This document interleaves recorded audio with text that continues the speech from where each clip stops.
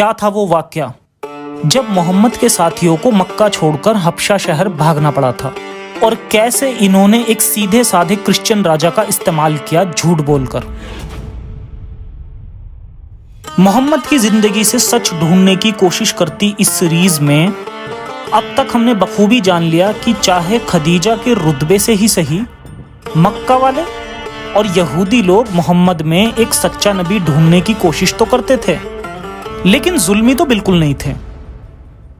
آج کے ایپیسوڈ میں جانیں گے ایک اور قصہ جب محمد نے اپنے لوگوں کو حبشہ شہر بھیجا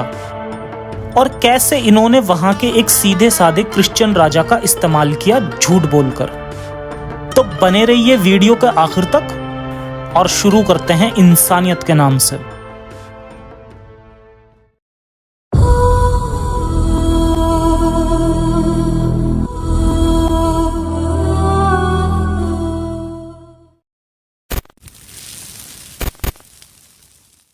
یہ ایک ایتھیسٹ چینل ہے جو اسلام کی سچائی مسلم لوگوں تک پہنچا کر انہیں ہیومینسٹ اور ریشنلسٹ بنانے کی کوشش کرتا ہے۔ ہمارا مقصد مسلم لوگوں کے پرتی کسی طرح کی نفرت پھیلانا یا انہیں نیچے دکھانا نہیں ہے۔ دا محمد،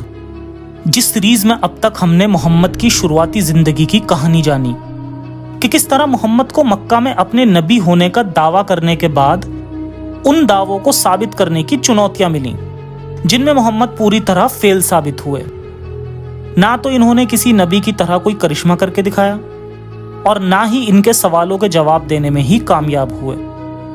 اسی بیچ بہت سے لوگ جو خدیجہ کے رتبے کی وجہ سے اسلام قبول کر چکے تھے، ان میں سے کئی لوگ اسلام سے کنارہ بھی کرتے رہتے تھے اور اپنے پرانے مذہب میں بھی لوٹ جاتے تھے۔ اسی طرح محمد کی زندگی میں اتار چڑھاؤ آتے رہے، لیکن اب تک محمد کے فالوورز کا ایک کافی بڑا گروپ بن چکا تھا جو محمد کے لیے مکہ کے باقی لوگوں سے لڑتے تھے، ان کے مذہبوں کا اپمان کرتے تھے، اور کچھ بڑی بات ہونے پر محمد کے چاچا ابو طالب محمد کا ساتھ دیا کرتے تھے۔ محمد کی انہی سب حرکتوں کے چلتے آئے دن مکہ کے لوگ ان کا بائیکاٹ کر دیا کرتے تھے۔ حالانکہ مسلم اسکالرز ان دونوں طرفہ جھگڑوں کو ایک طرفہ بتاتے ہیں، اور کچھ قصے ایسے بنا لیے گئے ہیں جنہیں سن کر یہ لگتا ہے کہ محمد اور ان کے فالوورز پر مکہ کے لوگ بڑے ظلم و ستم کرتے تھے۔ حالانکہ جھوٹ کو جھوٹ ثابت کرنے کے لیے بہت مشقت نہیں کرنی پڑتی۔ اسلامک اسکرپچرز میں خود اتنی کانٹراڈکشن مل جاتی ہیں کہ وہ قصے کہانیاں خود ہی جھوٹے ثابت ہو جاتے ہیں۔ ایسے 3 قصوں کا اگزامپل لیتے ہیں جو خود بخود جھوٹ ثابت ہو جاتے ہیں۔ پھر آگے جانیں گے محمد کے ساتھیوں کا حبشہ شہر بھاگ جانے کا واقعہ اور وہاں کے کرسچنز راجا کو جھوٹ بول کر بے وقوف بنانے کا واقعہ۔ حبشہ اس وقت افریقہ میں موجود تھا اور ہجرت کا یہ واقعہ مدینے میں ہوئی ہجرت سے پہلے ہوا تھا۔ کئی اسلام کی تاریخ لکھنے والوں نے یہ لکھا کہ جب ورقہ بن نوفل مکہ کی گلیوں سے گزرتا تو وہ اس وقت مسلمانوں پر ہوتے ظلم دیکھتا، یہاں تک کہ ورقہ نے خود غلام بلال کو بھی پٹتے دیکھا، جبکہ حقیقت تو یہ ہے کہ ورقہ کی موت تو بہت ہی پہلے ہو چکی تھی، جس کے بارے میں زیادہ جاننے کے لیے اسی سیریز کا یہ ایپیسوڈ بھی دیکھ سکتے ہیں۔ اسی طرح کی ایک اور جھوٹی کہانی سمیہ نام کی ایک عورت کی سنائی جاتی ہے۔ سمیہ عمار بن یاسر کی ماں تھی اور یہ لوگ غلام تھے۔ اس کے بیٹے عمار نے ابو بکر کے مشورے پر اسلام قبول کر لیا تھا، جس کے بعد عمار کے کہنے پر اس کی ماں سمیہ نے بھی اسلام کو قبول کر لیا تھا۔ تاریخ میں لکھے ظلموں میں سب سے بڑا ظلم اگر مکہ میں کسی کے ساتھ ہوا تو اس میں سے ایک نام سمیہ کا آتا ہے۔ ابن سعد اکلوتا ایسا اتہاس کار ہے جو لکھتا ہے کہ ابو جہل کے ہاتھوں سمیہ کی موت ہوئی۔ ابن سعد کا حوالہ دیتے ہوئے البہقی لکھتا ہے، ابو جہل نے سمیہ کے پرائیویٹ پارٹ کو چاقوؤں سے گود ڈالا تھا۔ اگر یہ شہادت واقعی ہوئی ہوتی اور وہ بھی اس طرح، تو اسلامک تاریخ میں محمد اور اس کے ساتھیوں کو مظلوم لکھنے والا ہر اسکالر تاریخی کتابوں میں اس کا بہت ڈھنڈورا پیٹتے۔ کچھ اسلامی کتابوں میں یہ دعویٰ کیا گیا ہے کہ سمیہ اور اس کا پتی یاسر اور بیٹا عمار، یہ تینوں جب تک مکہ میں رہے تو ان پر ظلم و ستم ہوا، یہاں تک کہ انہیں جان سے مار دیا گیا، جبکہ اسلامک کتابیں ہی کہتی ہیں کہ سمیہ کے پتی یاسر کی موت تو بیماری کی وجہ سے ہوئی، اور جس کے بعد سمیہ نے ایک یونانی غلام ازرق سے شادی کر لی، جس سے اس کے ایک بیٹی سلمہ ہوئی۔ پھر یہ کیسے مان لیا جائے کہ سمیہ کو کافروں نے مار ڈالا تھا؟ ازرق طائف کا رہنے والا تھا اور یاسر کی موت کے بعد سمیہ نے ازرق سے شادی کی، اور طائف میں جا کر رہنے لگی، اور اسلامک تاریخ لکھنے والوں نے یہ لکھ دیا کہ اسے قتل کر دیا گیا، اور اسی لیے سمیہ پر ظلم و ستم اور اس کی شہادت کے قصے جھوٹے گڑے گئے ہیں۔ ایسے ہی تیسرا جھوٹ ہمیں ملتا ہے بلال کے بارے میں۔ کچھ اسلامک کتابوں میں یہ بھی لکھا ہے کہ اسلام کی راہ میں شہید ہونے والا پہلا شخص بلال تھا، جبکہ بلال مکہ میں ہوئے اس ظلم کے بعد بھی لمبے سمے تک زندہ رہا، اور جب محمد نے مکہ پر قبضہ کر لیا تو یہاں اس کے ساتھ آیا اور کعبہ کی مینار سے اذان دیتا تھا، اور اس کے بعد بلال کی خود اپنی قدرتی موت ہوئی۔ دراصل جتنے لوگوں پر ظلم کے قصے ہمیں ملتے ہیں وہ سارے یا تو غلام تھے یا پھر وہ نوجوان لوگ جنہوں نے اپنے ماں باپ کے مذہب کو چھوڑ کر اسلام کو قبول کر لیا تھا۔ ایسے ہی سمیہ کا پریوار بھی غلام تھا۔ یہاں بالکل بھی ایسا نہیں تھا کہ اسلام قبول کرنے کے بعد کوئی بھی ان پر اچانک حملہ کر دیتا تھا، بلکہ ان کو سزا اگر دی بھی جاتی تھی تو خود ان کے گھر والے یا ان غلاموں کے مالک ہی ہوا کرتے تھے۔ اس کے علاوہ تبری میں آتا ہے کہ محمد کی واہیات حرکتوں کی وجہ سے ہی لوگ محمد کا ساتھ چھوڑ کر جانے لگے تھے، یہاں تک کہ اسلام قبول کرنے کے بعد بھی مکہ میں رہ کر کئی سارے مسلم اسلام چھوڑ بھی دیتے تھے۔ اس کے بعد محمد کے ساتھ بہت ہی کم لوگ بچتے تھے جو کہ اسلام پر قائم رہیں۔ کچھ عرصہ ایسے ہی بیتا جس کے بعد قریش کے رئیسوں نے مشورہ کیا کہ جو لوگ اسلام کو قبول کر چکے ہیں ان کا بائیکاٹ کیا جائے۔ اس بائیکاٹ کی وجہ وہی سب تھی، ان لوگوں کا ان کے بتوں کا مذاق بنانا، یا محمد کا اس وقت کے جوان بچوں کا برین واش کر کے ان کی فیملی سے ان کو الگ کرنا، یا ان لوگوں کے غلاموں کو اسلام ایکسیپٹ کروا کر ان سے اپنے لیے اسلام کی دعوت کروانا اور ان کے مالک کو نقصان پہنچانا۔ حبشہ کی پہلی ہجرت۔ یاد رہے یہ ہجرت مکہ سے مدینے کی ہوئی ہجرت نہیں ہے، بلکہ یہ ایونٹ اس سے کچھ سال پہلے ہوا تھا، جس میں محمد کے کچھ ساتھی مکہ میں ایبسینیا یعنی حبشہ کی اور ہجرت کر لیتے ہیں۔ یہ ہجرت 2 بار ہوئی، پہلی بار میں چند لوگوں نے ہی ہجرت کی اور دوسری بار میں کئی لوگوں نے مکہ شہر چھوڑ دیا۔ تاریخ تبری میں لکھا ہے حبشہ کی پہلی ہجرت تب ہوئی جب مکہ میں کچھ لوگوں کو اسلام قبول کرنے کی وجہ سے تکلیفوں کا سامنا کرنا پڑا۔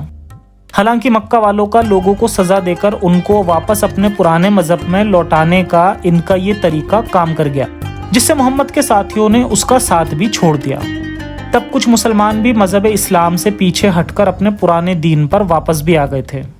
اور پھر جس کے بعد صرف کچھ ہی لوگ اسلام پر قائم رہے۔ جب ان کے ساتھ اس طرح کی حرکت کی گئی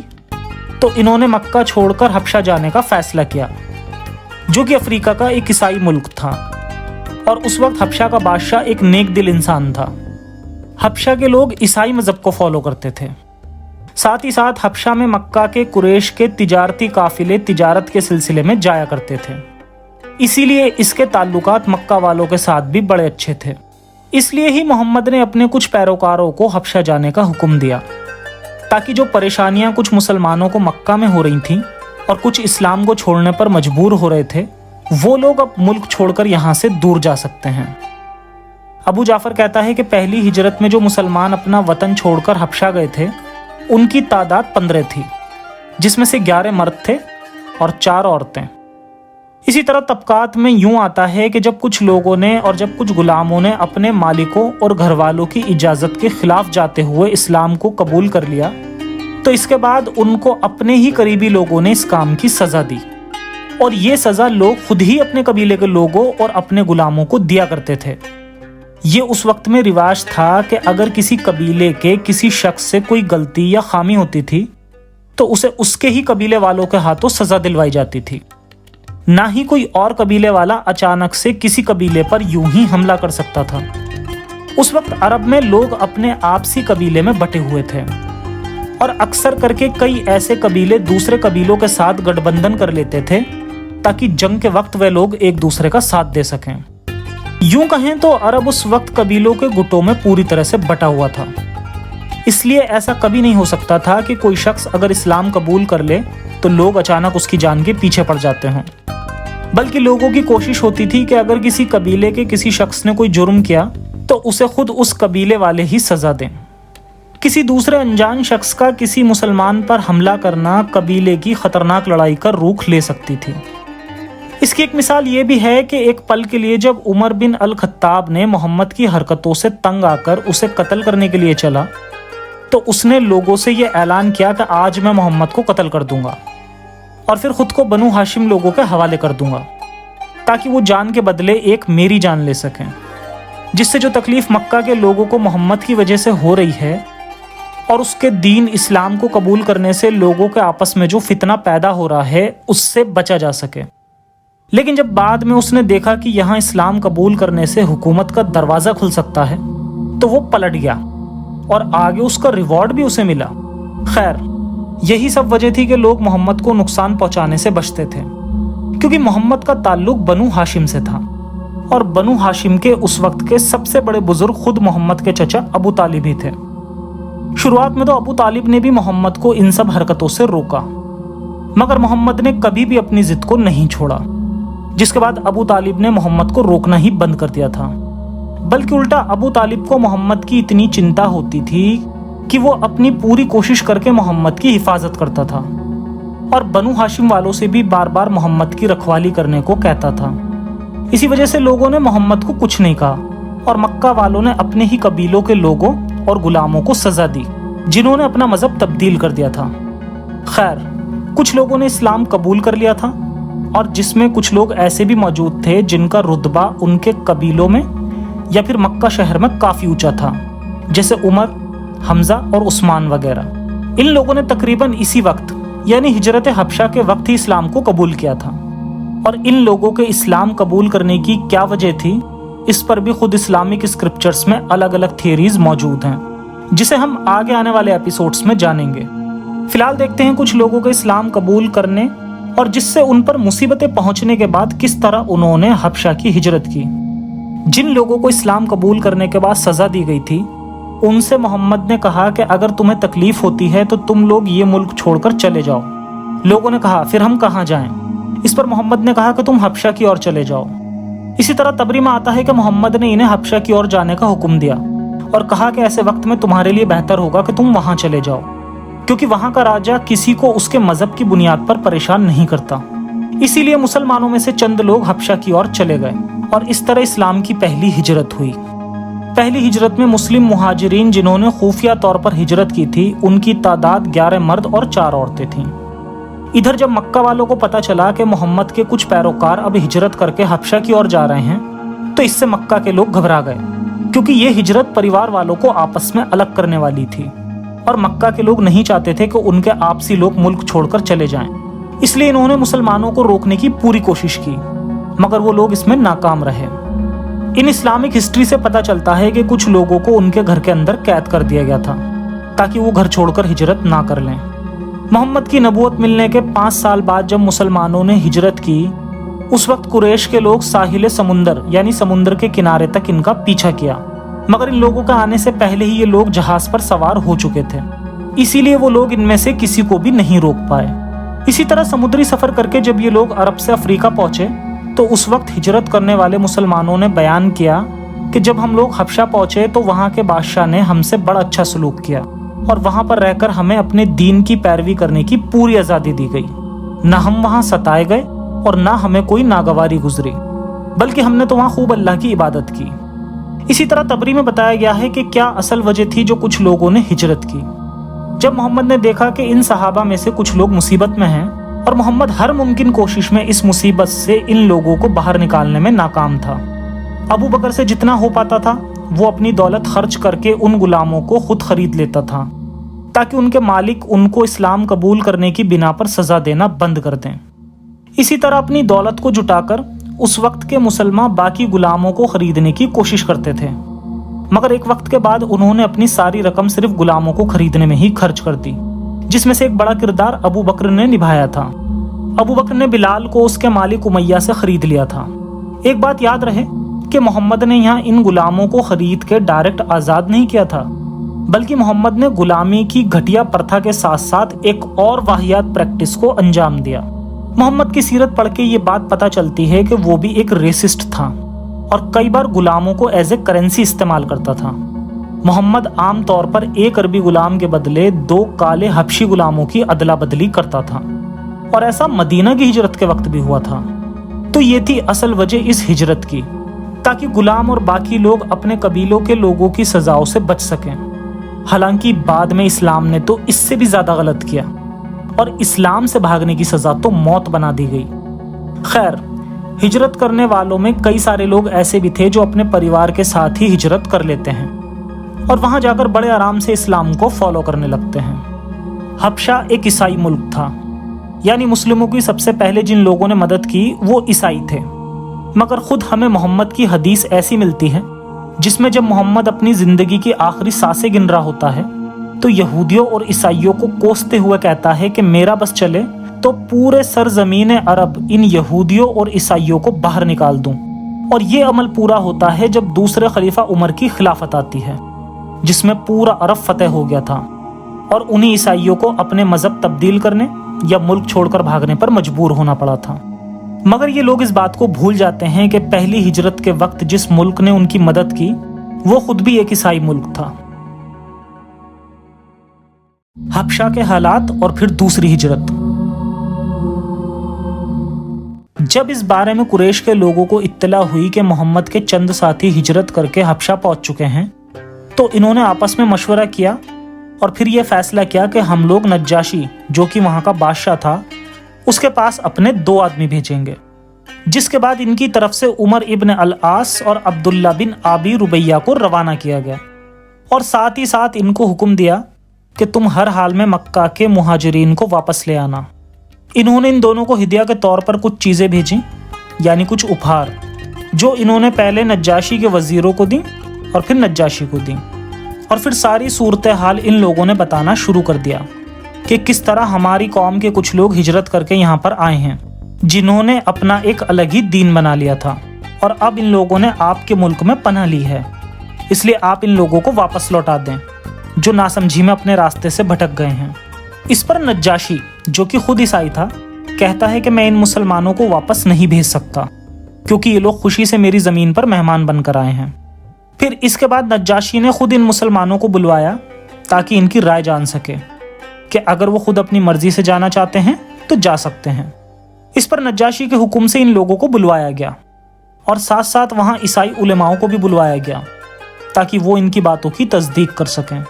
پہلے تو محمد کے ساتھی ہجرت کی وجہ پوچھنے پر اپنے مذہب اسلام اور بت پرستوں کے مذہب میں فرق بتانے لگتے ہیں اور جسے وہ اپنی ہجرت کی وجہ بتاتے ہیں۔ اور پھر مکہ کے لوگوں نے اس پر ان سے کہا کہ آپ ان لوگوں سے حضرت عیسیٰ کے بارے میں پوچھئے کہ وہ ان کے بارے میں کیا خیال رکھتے ہیں۔ اس پر جعفر ابن ابو طالب قرآن کی وہ چند آیتیں بتا دیتا ہے جو عیسائیت اور اسلام میں ایک جیسی تھیں، جیسے عیسیٰ ایک کنواری ماں سے پیدا ہوا تھا، اور وہ تمام باتیں چھپا لیں جس میں اسلام اور عیسائیت میں اختلاف ظاہر ہوتا ہے، جیسے اسلام کے حساب سے عیسیٰ کو کروسیفائیڈ نہیں کیا گیا تھا۔ انہوں نے صرف اتنا کہا کہ عیسیٰ اللہ کا سرونٹ تھا، اور نجاشی اس پر مسلمانوں کی چاپلوسی سے خوش ہوا،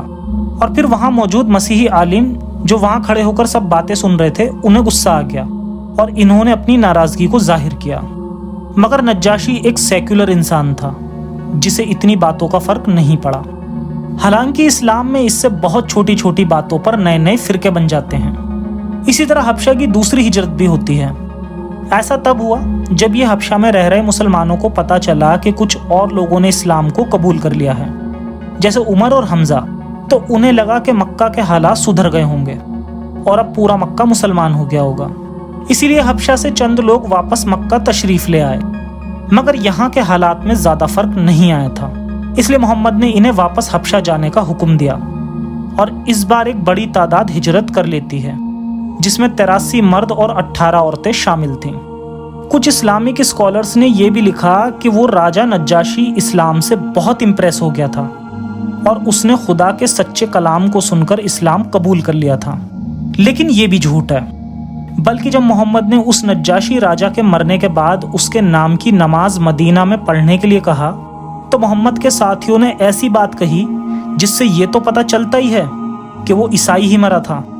بلکہ ان کے ریسسٹ ہونے کا بھی ایک اور ثبوت ملتا ہے۔ انہوں نے کہا،